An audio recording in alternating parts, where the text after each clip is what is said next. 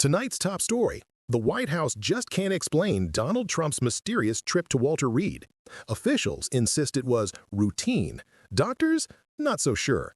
And when the administration's own timeline doesn't add up, the question becomes unavoidable. What exactly is happening with the president's health? Let's start with the evidence. And Illinois itself is the 19th safest state in the United States. I'd like to be in the top 10, but 19th is a whole heck of a lot better than Texas or Florida. But if the president invokes the Insurrection Act, there's not much you can do, is there?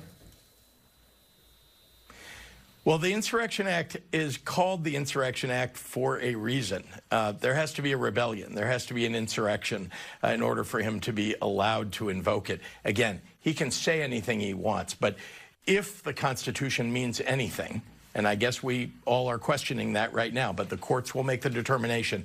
If the Constitution means anything, the Insurrection Act cannot be invoked to send them in because they want to fight crime. Let me add that they're claiming in court that that's not the reason that they're calling up troops to send them into our states. They're claiming in court that this is about protecting ICE facilities and ICE agents and not about crime on the streets. But then you hear Vice President Vance and the President of the United States contravening that and saying exactly what they actually think. They just want troops on the ground because they want to militarize, especially blue cities in blue states. The use of military power in civilian cities, that's not a routine move either. It's part of a broader pattern. The Trump administration keeps crossing lines and calling it business as usual. But even some of his closest allies are being forced to face his contradictions.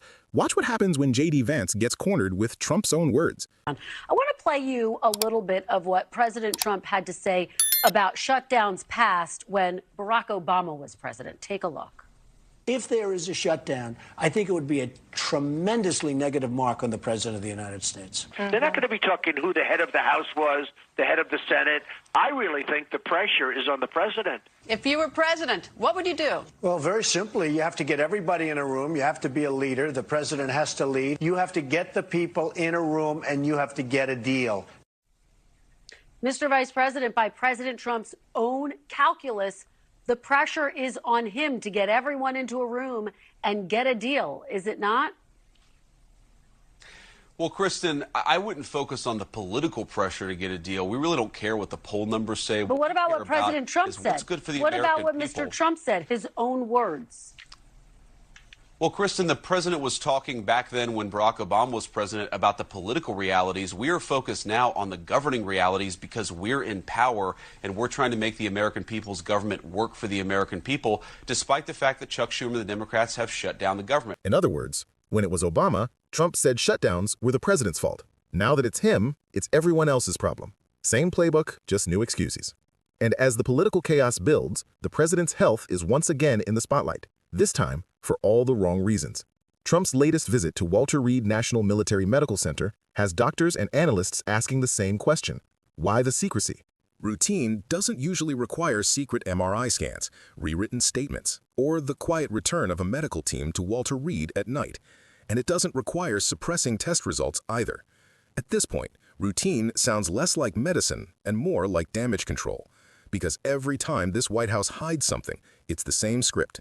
Deny, distract, then blame someone else. For years, Trump's rhetoric has revolved around strength, physical, political, moral. But as transparency evaporates and contradictions pile up, even his own image of invincibility is beginning to crack. So here's the real question. If the administration is willing to distort the truth about something as basic as a health check, what else are they hiding behind the word routine? Thanks for watching. Don't forget to subscribe, turn on the notification bell, and let us know in the comments, do you believe this visit was really routine or another cover-up in plain sight?